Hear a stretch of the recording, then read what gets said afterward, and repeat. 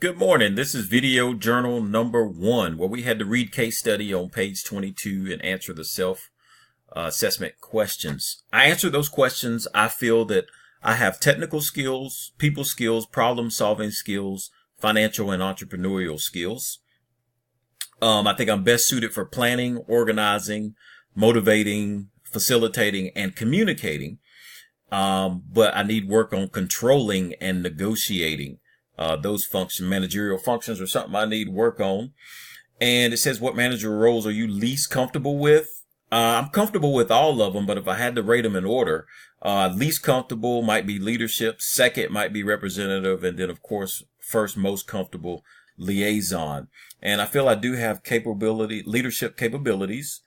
And I also feel like I have entrepreneurial capabilities because I used to own a logistics company with a friend, and we ran it for 10 years, packaged it, and sold it.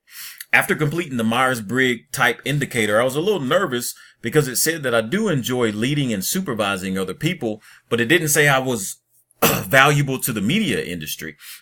It also said I enjoy concrete facts as opposed to abstract information, and I rely on objective information and make logical decisions rather than just with personal feelings. And I like control and order, so I like to plan things well in advance. So I think the Briggs kind of went along with my own self-assessment.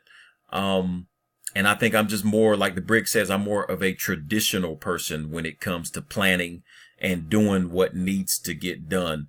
That has always been my way, to be about the business aspect of it and to plan, because bottom line is important to me, especially as I get older. And it's important, in my opinion, to be an effective communicator and understand what's on other people's mind and know how they work and what works well with them. So I think the Briggs may have been right on point, and Miss Davis helped me to understand that just because media didn't come up, it didn't mean that it exempted me from media. But this is the first video journal number 1 for case study. Rodney Funderburk, thank you for listening.